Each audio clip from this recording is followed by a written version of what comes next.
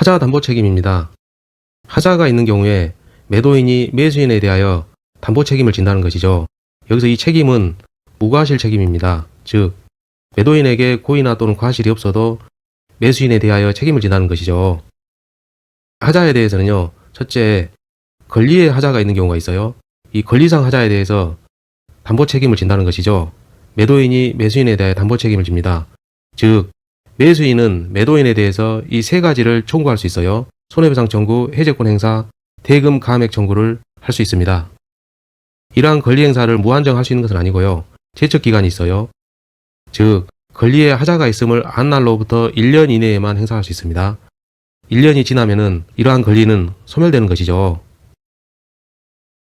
출제는 이 부분에서 나오죠. 안 1. 권리의 하자의 경우 제척 기간은 안 날로부터 1년입니다. 이 부분을 암기하셔야 돼요. 권리의 하자는 아래와 같은 것이죠. 이 부분 암기하셔야 됩니다. 저전일 수용 암기하세요. 저당권 실행, 전부 타인의 권리, 일부 타인의 권리, 수량 부족과 일부 멸실, 용의권 제한. 저전일 수용으로 순서대로 암기해 놓으세요. 시험은 이 부분에 집중이 되죠. 이 표를 암기하셔야 됩니다. 이 표는 필자가 독자적으로 개발한 것인데요. 효과가 탁월합니다. 이 강의를 신뢰하시고 그대로 이 표를 암기하세요. 우리는 점수를 거저 먹을 수 있는 곳입니다. 이 표를 보는 방법이에요. 먼저 이 빈칸에 모두 다 시옷을 채워 넣습니다. 이 시옷은요, 선이라는 뜻이에요. 매수인이 선이라는 뜻입니다. 여기서 동그라미는 악이라는 뜻이에요. 저당권 실행에 하자가 있음을 안 날로부터 1년 이내에 매수인은 선이익은 악이익은 불문하고 손해배상 청구를 할 수 있습니다. 이렇게 표를 읽는 거예요. 용의권의 제한의 경우에는요, 해제권 행사에서 매수인이 선이인 경우에만 해제권을 행사할 수 있어요. 따라서 용의권 제한에서 매수인이 악이라면 해제권 행사를 하지 못합니다. 자, 애우는 팁을 알려드릴게요. 권리에 하자가 있습니다. 그러면은 손해가 가죠. 손해감입니다. 권리의 하자의 종류는 애우는 수밖에 없어요. 저전일 수용으로 애우세요. 그리고 나서 동그라미를 그립니다. 우리는 이 동그라미를 애워야 되죠. 이 동그라미의 위치를 애우세요. 그리고 나머지 부분은 모두 다 시옷이 있습니다. 즉 하자 담보 책임에서 권리의 하자에 대한 내용이 있으면요, 이 표를 그리면 됩니다. 그러고 나서 지문을 보시면 답이 보여요. 물건의 하자가 있는 경우 매도인이 매수인에 대하여 부담하는 담보 책임입니다. 이러한 경우 제척 기간인데요. 안 날로부터 6개월입니다. 안 날로부터 6개월이 지나면은 그 권리는 더 이상 행사하지 못해요. 암기하세요. 물건의 하자에 대해서는 안 6입니다. 권리의 하자보다는 절반으로 기간이 단축된 것이죠. 물건의 하자에 대해서 우리 시험에서 이게 나왔어요. 토양이 오염됐다. 이 말은 뭐냐면요, 성능에서 하자가 있는 경우입니다. 또는 성질에서 하자가 있는 경우죠. 오염된 토양입니다. 이는 물건의 하자입니다. 그리고 또 하나, 법적 제한에 의한 경우, 건축법에 따른 제한에 따라서 그 땅에서 건축 허가를 받을 수 없는 경우, 이러한 경우를 법적 제한이라 그러는데 역시 물건의 하자로 봅니다. 암기하셔야죠. 허가권이 안 나오니까 권리상 하자하지 않냐 이렇게 착각할 수 있어요. 그러나 건축 허가를 받을 수 없는 법적 제한, 그러면은 물건의 하자로 취급합니다. 이러한 물건의 하자의 경우는요, 아래와 같은 표를 기억하셔야 돼요. 이 표는 기억하기 쉬워요. 물건의 하자는 이거죠. 특종이죠. 특종, 즉 언론 보도 기자를 생각하면 돼요. 특종이기 때문에 빨리 보도하라고 취재하라고 무선을 치는 거죠. 여기서 무는 무과실이란 얘기고요. 선은 선이란 뜻입니다. 매수인이 선이이고 무과실인 경우에 손해배상 청구를 할 수 있고요. 매수인이 선이이고 무과실인 경우에 매도인에 대해서 해제권 행사를 할 수 있고요.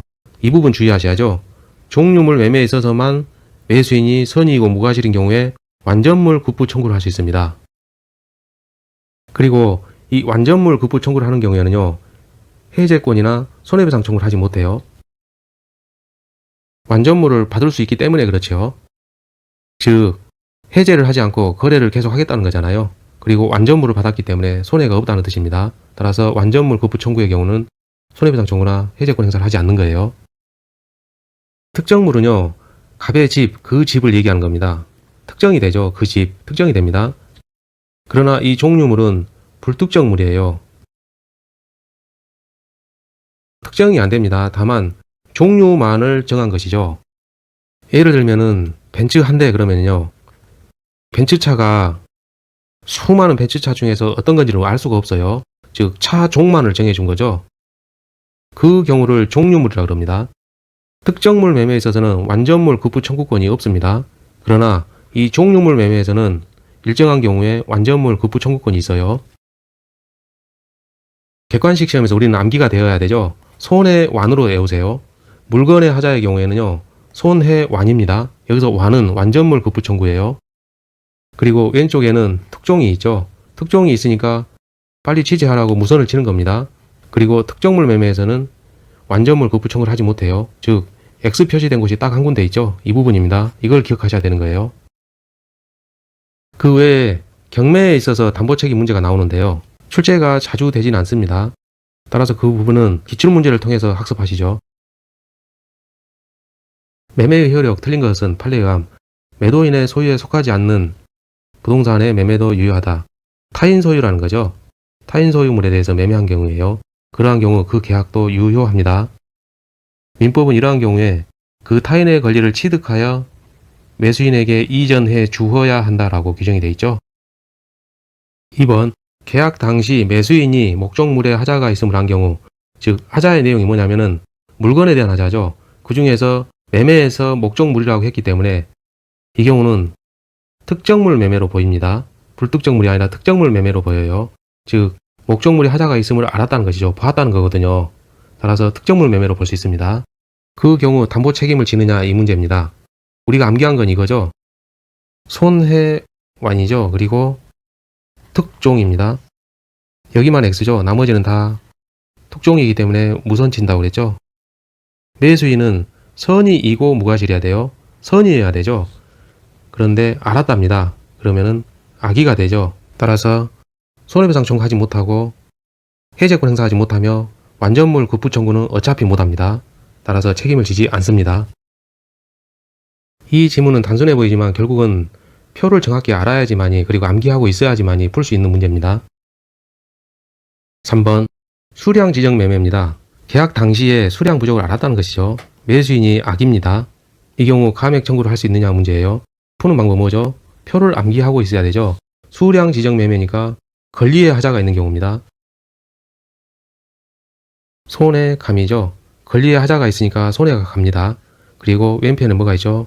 저전일 수용으로 암기하셔야 돼요. 그리고 이응의 이치가 이렇게 되죠. 이렇게 해서 이렇게 갑니다. 수량 지정 매매는 여기 있어요. 그러면은 시옷을 다 채워 넣으면 선의해야지만이 되죠. 매수인은 선의일 때에만 이와 같이 권리를 행사할 수 있는 겁니다. 그런데 지문에서 악이라 했어요. 따라서 감액 청구를 하지 못합니다. 아울러서 손해배상 청구도 못하고 해제권 행사도 못해요. 감액 청구도 못합니다. 4번 매수인이 대금을 완제했다는 것이죠. 그러면은 목적물의 과실을 누가 갖느냐? 대금을 다 지불했기 때문에 매수인에게 기속이 되죠. 5번 권리의 전부가 제3자에 속한다. 즉 권리의 전부가 타인 소유라는 것이죠. 권리상 하자죠. 그러면은 바로 표를 떠올리셔야 돼요. 권리의 하자는 손해가 가죠. 손해감입니다. 왼편에는 저전일 수용을 기재해야 돼요. 권리의 전부니까 이 부분이네요. 자, 동그라미 위치는 이렇게 되죠. 물어본 것은 해제입니다.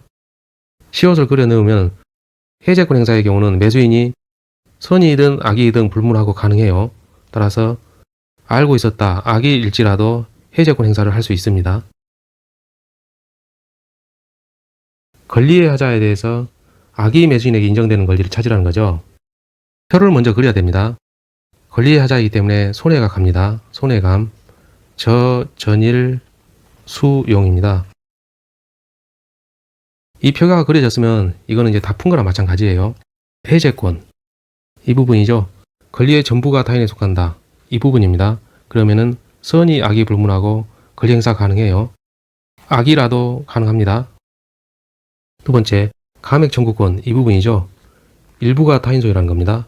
그러면 이 경우죠. 선이익은 악이익은 불문하고 가능해요. 따라서 가능합니다. 디귿 해제권이네요. 이 부분입니다. 저당권 실행으로 인하여 이 부분이죠. 선이익은 악이익은 불문하고 가능해요. 따라서 맞습니다. 리을 해제권이죠. 이 부분입니다. 지상권에 의해 권리행사가 제한된다. 이 지상권은 용익물권이죠. 이 부분입니다. 선의자만 가능하죠. 따라서 설문에서 악이라 했기 때문에 이 부분은 틀렸어요. 매도인의 담보책임 옳은 것은 판례에 따름 1번 타인의 권리를 매도한 자가 그 전부를 취득하여 매수인에게 이전할 수 없는 경우죠. 법에서는 이러한 경우 타인의 권리를 취득해서 매수인에게 이전하도록 돼 있어요. 이를 못하게 된 거죠. 그러면은 채무불이행이 되죠. 따라서 매수인은 그 계약을 해제할 수 있습니다. 없다 했으니까 틀렸어요. 2번 저당권 행사로 인해서 소유권을 취득할 수 없는 경우 권리의 하자죠. 이 경우 매도인은 담보 책임을 집니다. 조건은 이거죠. 악의 매수인인 경우 해제권 행사와 손해배상 청구할 수 있느냐 이 문제입니다. 이 경우는 표를 그려야죠. 권리의 하자니까 손해가 갑니다. 손해감. 저당권 행사 이 부분입니다. 물어본 것은 해제와 손해배상 청구예요. 그리고 매수인이 악이죠. 악의인 경우에도 가능합니다. 둘 다 가능해요. 따라서 맞는 겁니다. 3번 지문이 깁니다. 뒤에서 읽어요. 배상 문제죠. 실내이익 배상이랍니다. 우리가 보는 것은 권리의 하자 문제죠. 권리의 하자가 있는 경우에 담보 책임입니다. 그 경우에는요. 이행이익을 배상해요. 실내이익이 아닙니다. 원칙은 이행이익 배상이에요. 그러나 이행지체 책임에서는요. 실내이익 배상이 원칙이었죠. 양자로 구별해서 알아두세요. 우리가 배우는 담보책임 파트에서는 이행이익 배상이 원칙입니다. 4번 매매 목적 부동산에 전세권이 설정된 경우 용익물권이죠. 계약의 목적 달성 여부와 관계없이 이 부분이 틀렸어요. 계약의 목적을 달성할 수 없는 경우 이때 해제권을 행사할 수 있습니다. 관계없이 했기 때문에 틀린 거예요. 이 부분 다시 풀어주면 이렇게 되죠. 전세권이 설정됐는데 계약의 목적을 달성할 수 있다면은 그대로 이행하면 되는 거죠. 해제하는 게 아니고. 그러나 계약의 목적을 달성할 수 없다면은 해제할 수 있죠. 따라서 관계없이 그러면 틀린 얘기가 됩니다. 5번 1년 내에 행사되어야 한다. 제척기간의 문제죠. 하자의 내용을 보니까 권리에 대한 거예요. 그렇다면은 안 날로부터 1년이죠. 안일입니다. 계약 한 날로부터가 아니에요. 수량 지정 매매에서 실제 면적이 계약 면적에 미치지 못한다. 틀린 것은 판례에 따름.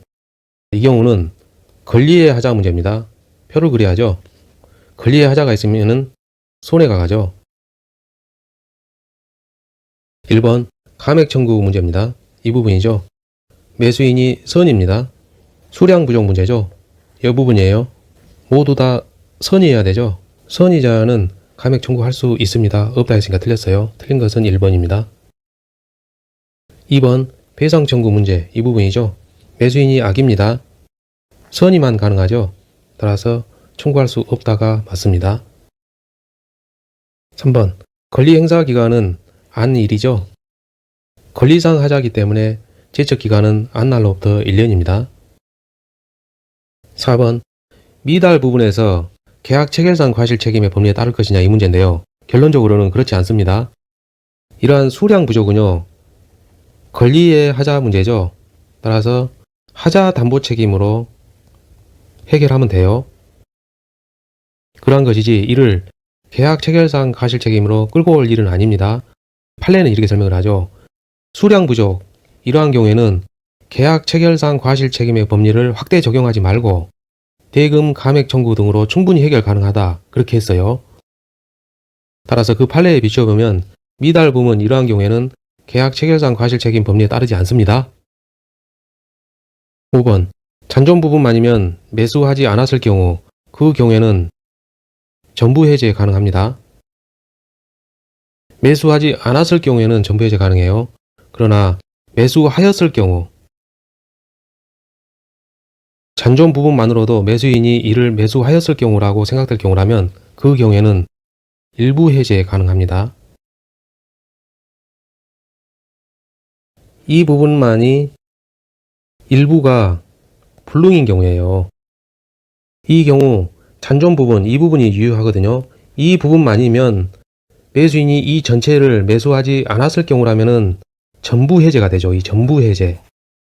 말을 바꿔서 잔존 부분, 이 부분이죠. 유효한 부분. 이것으로도 매수인이 매수하였을 경우라면이죠. 그 경우에는 일부 불능인 이 부분만 일부 해제 가능하다는 겁니다. 이 부분은 어차피 불능이니까 이 부분만 해제시킨다는 거예요. 즉 일부 해제죠. 이 경우는. 자, 말은 좀 어렵게 설명했는데요. 그렇게 중요한 지문 아닙니다. 그런가 보다 하고 넘어가셔도 돼요. 1만 제곱미터 토지를 매도하는 계약 체결 옳은 것은 토지 전부가 병의 소유이고 이 병은 지금 갑도 아니고 을이 아니기 때문에 타인이네요. 전부가 타인 소유입니다. 그 경우는 어떤 경우죠? 권리의 하자가 있는 경우죠. 그러면 우리는 표를 그려야 되죠. 권리하자는 이렇게 되죠. 손해가 가죠. 전부가 타인 소유 이 부분이네요. 그리고 물어본 것은 해제입니다. 그러면은 이 부분이죠. 이응 이렇게 되죠. 즉, 이 부분입니다. 선의도 되고 악의도 돼요. 악의인 경우에도 할 수 있습니다. 없다 했으니까 틀렸어요. 2번 2000제곱미터 즉 1만 중에서 일부죠. 일부가 타인 소유죠. 그러면은 이 부분입니다. 물어본 것은 감액 청구 문제죠. 그럼 이겁니다. 이 경우에는 선의도 되고 악의도 되죠. 악의인 경우에도 대금 감액 청구할 수 있습니다. 이 부분이니까요. 3번 일부가 멸실이죠.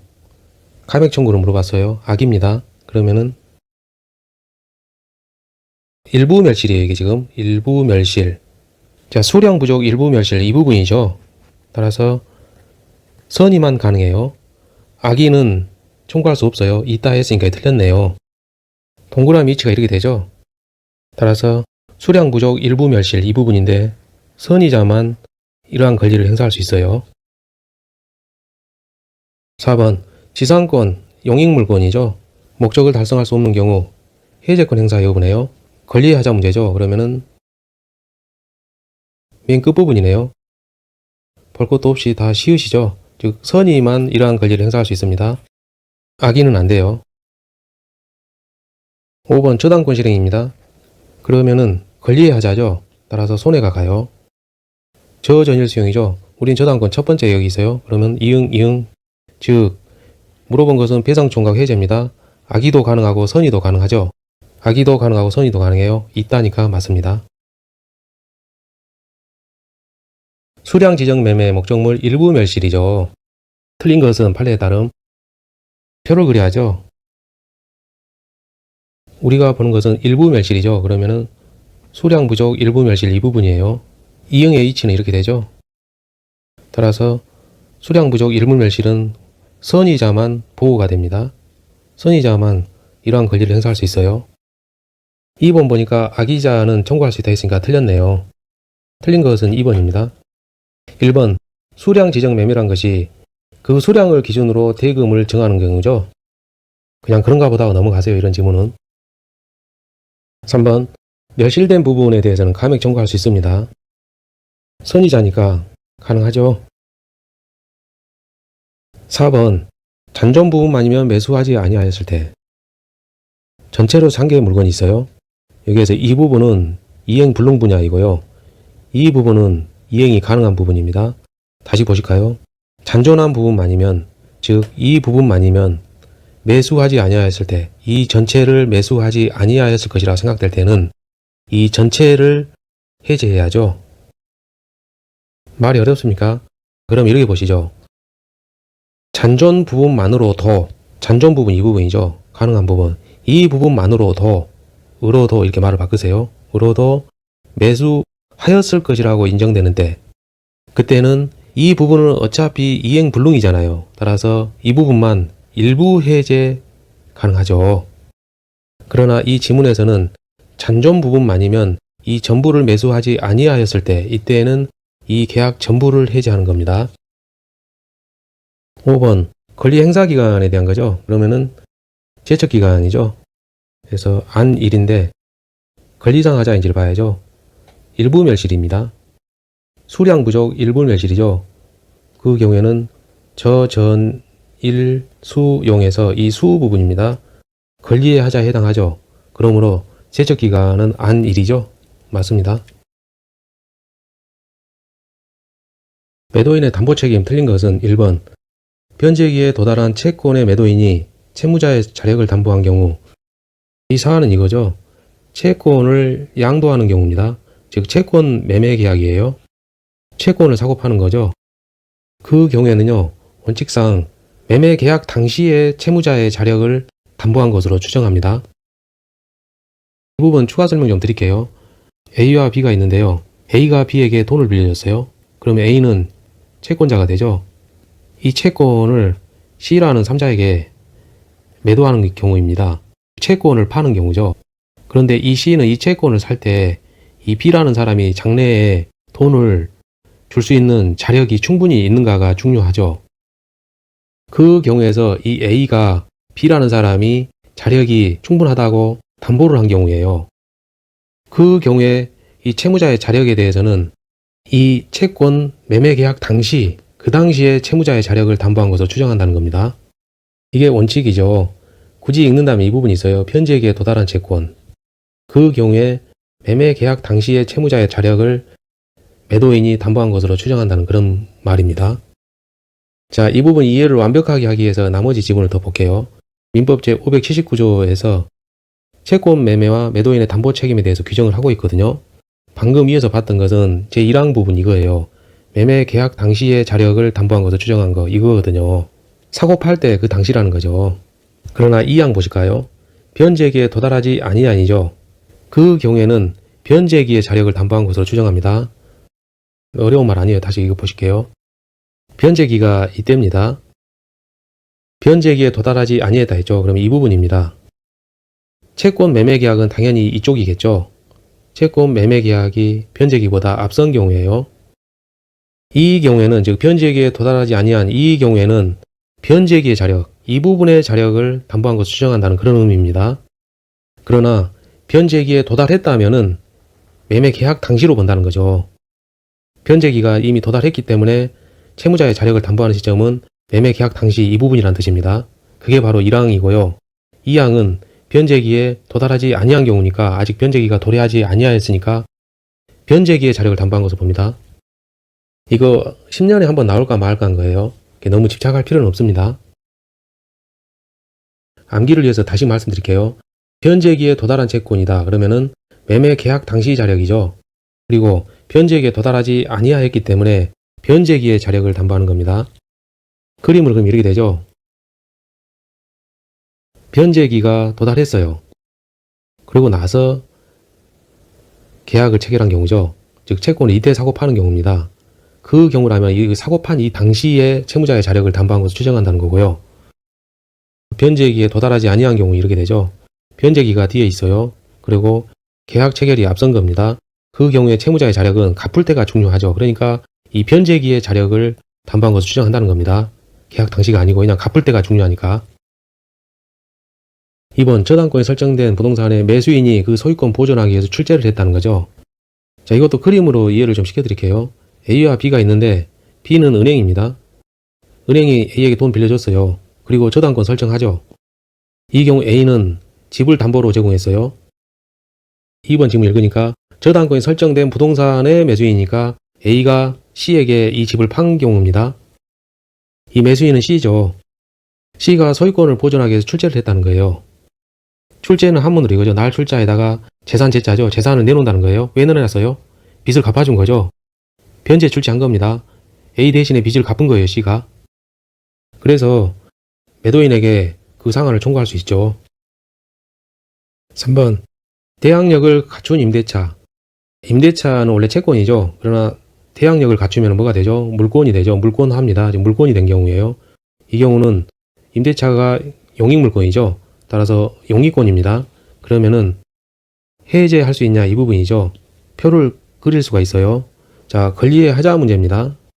목적을 달성할 수 없다 이랬기 때문에 권리의 하자 문제예요. 그러면은 손해가 가죠. 용익물권 맨 밑에네요. 이 부분은 무조건 시원마이죠. 즉 선의해야 됩니다. 악의는 안 돼요. 선의니까 해지할 수 있습니다. 맞는 거죠. 4번 일부가 타인 소유입니다. 그 경우에는 권리의 하자는 이렇게 풀죠. 일부 소유죠. 이 부분입니다. 매수인이 악이고 해제권을 물어봤네요. 동그라미 위치는 이렇게 됩니다. 해제의 경우에는 선의자만 가능해요. 악의자는 안 됩니다. 틀린 것은 4번이에요. 5번 목적물의 일부 멸실은 수량 부족 일부 멸실 이 부분이죠. 이 부분은 시원만 있어요. 선의자만 가능해요. 할 수 있다니까 맞습니다. 하자담보 책임 틀린 것은 판례에 따름. 1번 법적 제한으로 건축허가를 받을 수 없다. 이거는 물건의 하자죠. 물건의 하자 맞습니다. 해제권 행사 기간은 제척기간입니다. 이 제척기간은 권리의 존속기간으로 보죠. 존속. 이 기간이 지나면은 그 권리는 소멸된다는 거예요. 있을 존재인데 그게 없어진다는 거죠. 3번 하자 담보 책임에 기한 손해배상 청구권도 소멸시효의 대상이 되느냐 문제인데요. 자, 소멸시효의 대상은 이거죠. 물권의 경우에는 소멸시효의 대상이 되지 않죠. 그러나 채권의 경우에는 소멸시효의 대상이 됩니다. 자, 일단 청구권이니까 채권으로 볼 수 있죠. 문제는 이 부분이에요. 하자 담보 책임에 기한 손해배상 청구권이죠. 이 경우도 채권으로 봅니다. 따라서 소멸시효의 대상이 됩니다. 일반 채권의 소멸시효 10년이에요. 4번 매매 목적물에 하자가 있다는 사실을 알면서 매수인에게 고지하지 않았어요. 알면서도 흠이 있는 것을 알면서도 고지를 하지 않은 겁니다. 그럼 이 사람은 성실한 사람입니까? 아니죠. 이 매도인은 지금 불량한 사람이에요. 성실하지 않은 사람입니다. 그런데 이 매도인이 주도 면밀하게 나중에 담보 책임이 들어올까봐 면제 특약을 또 맺은 거예요. 그럼 더 나쁜 놈이죠. 따라서 그 경우에는 책임을 면할 수 없습니다. 매도인이 책임을 진다는 거예요. 5번 이건 판례 지문 그대로인데 한번 봐봅시다. 매도인의 담보 책임은 무과실 책임이 맞아요. 매도인은 고의가 있든 과실이 있든 그걸 따지지 않고 무과실 책임입니다. 즉 전적인 책임을 지는 거예요. 그럼에도 불구하고 판례는 뭐라 하냐면 그 확대 가공한 경우에는 매수인의 잘못을 참작한다는 거예요. 매도인이 무과실 책임이니까 매도인이 전적인 책임을 지니까 매수인의 잘못을 참작하지 아니할 것 같은데 판례는 참작한다고 했어요. 암기하세요. 관련 판례는 이겁니다. 공평의 원칙 때문이라는 거예요. 무과실 책임이니까 과실상계 규정이 준용될 수 없는 게 맞는데 이게 이론상 논리상 맞는 말인데 그와 달리 민법에서는 다른 원칙, 공평의 원칙이 있다는 거죠. 그래서 이러한 경우 매수인의 잘못을 참작할 수 있다는 겁니다. 이런 것은요 암기할 수밖에 없어요. 불특정물의 하자로 인해 담보책임, 매수인의 권리로 규정된 것은 우리가 연계 있죠. 손해완이죠. 손해완입니다. 감은 없어요. 정확하게 이거죠. 손해완 특종입니다. 이 부분만 X, 나머지는 특종이니까 무선 치는 거죠. 손해완이에요. 법령상 제한이죠. 그 결과 건물을 신축할 수 없게 된 거죠. 그 경우는 권리의 하자가 아니고 물건의 하자입니다. 토지 오염도 마찬가지죠. 물건의 하자예요. 토지 오염 그러면 성질이 변하거나 또는 성능이 떨어진 경우죠. 물건의 하자입니다. 옳은 것은 판례의 감 1번. 물건의 하자죠. 토지에 하자가 존재하는지 여부는 판단 시점이 인도시가 아니죠. 계약 시점이죠. 계약할 때 하자가 있는지 여부를 똑바로 보고 계약을 해야죠. 인도시가 아닙니다. 계약시예요. 3번 토지 오염은 물건의 하자입니다. 따라서 표를 우리가 생각을 해야 되죠. 표는 이래 돼 있어요. 손해완입니다. 즉 선이죠. 그리고 이 지문에서 X토지라고 지금 특정을 했죠. 그러면 특정물입니다. 이 부분이에요. 선이어야 됩니다. 그런데 이 지문에서 알고 있었다 그랬죠. 그렇기 때문에 담보 책임을 물을 수 없습니다. 4번 토지 오염으로 인하여 목적을 달성할 수 없다 하면 해제할 수 있죠. 없다가 틀렸어요. 이 부분은 불능이죠. 이행불능입니다. 따라서 해제권이 발생합니다. 토지 오염은 물건의 하자죠. 제척 기간은 안 6이죠. 6개월입니다. 1년이 아니에요. 답은 경매 절차에서 매각받고 경매에서 담보 책임 문제입니다. 틀린 것은 판례에 의함. 물건의 하자를 이유로 담보 책임을 물을 수 없는 것이 원칙이에요. 무슨 얘기냐면 경매의 경우에는 권리의 하자를 이유로 담보 책임을 물을 수 있습니다. 이 부분 기억하는 방법, 물건의 하자 여부는 유관으로 확인이 가능해요. 따라서 이 경우에는 경락인을 보호할 필요성이 많이 좀 떨어지거든요. 그러나 이 권리의 하자는요, 눈으로 안 보입니다. 그리고 경락받은 다음에 토지 소유권을 완전하게 취득한 다음에 나중에 측량해가지고 면적이 부족한 경우도 있거든요. 그런 경우에는 경락 당시에는 알기가 어려워요. 따라서 그러한 경우에 대비해서 권리상 하자의 경우에는 담보 책임을 인정해 줄 필요성이 있는 겁니다. 결론적으로 물건의 하자를 이유로 해서는 담보 책임을 물을 수 없어요. 2번 권리의 하자입니다. 경매에서 권리의 하자는 담보 책임 인정이 되죠. 그런데 채무자가 알면서 불고지한 경우죠. 그렇다면 채무자가 잘못한 겁니다. 따라서 배상을 청구할 수 있어요. 이 경우에는 불법 행위에 의한 손해배상 청구일 가능성이 큽니다. 민법 750조죠. 민법 750조는 일반 불법행위 책임입니다. 일반 불법행위 책임에 의한 손해배상 청구죠. 3번 경매 절차가 무효입니다. 그러면은 매매가 아니죠. 무효는 애초부터 없는 걸로 되는 거잖아요. 매매가 아닙니다. 매매가 없어요. 아무것도 안 한 겁니다. 따라서 매매와 관련돼서 매수인이 매도인에게 물을 수 있었던 담보책임 문제는 없죠. 물을 수 없다 했으니까 맞아요. 그러면은 이 경우는 어떻게 보호합니까? 자, 무효니까 부당이득 반환 청구하면 되죠. 다른 방법으로 설명이 가능한데요. 복잡하니까 이렇게 단순하게 이해하세요. 4번 담보 책임이 인정되는 경우 갑은 지금 누구냐면은 받은 사람 경락인이죠. 매수인입니다. 경락인이에요.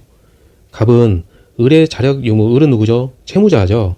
을 소유 토지였으니까 을이 지금 은행으로 돈 빌린 채무자입니다. 을이 채무자. 채무자의 자력 유무를 고려해야죠. 고려함이 없이 곧바로 이거 틀린 말이에요. 1차적으로 채무자의 자력을 봅니다. 그래가지고 자력이 있으면은 채무자에게 상환을 청구하죠. 갚으라고 청구하는 겁니다. 그 후에 채무자에게 자력이 없다라고 생각이 되면 그때 가서 배당 채권자에게 상환을 청구하는 거죠. 채무자 을은 1차적 청구 대상자가 되고 배당 채권자는 2차적 상환 청구자가 되는 겁니다. 5번 이 지문도 다소 까다로운데요. 만약에 을이 물상 보증인인 경우 을은 보증인이지 채무자는 아니죠. 현재는. 그래서 우리가 이제 헷갈리는 거예요. 이것 때문에. 담보 책임을 해서 계약이 해제된다. 그 경우에 그 대금 반환 채무는 을이 부담한다. 이게 무슨 소리인지 알겠어요? 어떤 상황인지? 이 상황은 이겁니다. 경매에서 지금 우리가 문제된 거죠. 경매가 완료가 됐어요. 그 대금 반환 이런 말이 있는 걸로 봐서는 경매 절차가 끝나서 낙찰자가 발생한 경우입니다. 그리고 이 낙찰자가 낸 돈을 가지고 배당을 다 끝낸 거예요.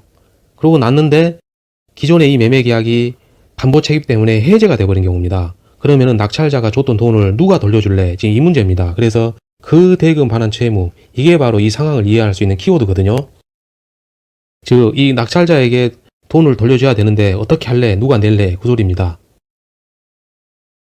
그 돈에 대해서는 기본적으로 채무자가 져야죠. 판례에 있죠, 그게. 판례 보실게요. 먼저 채무자입니다.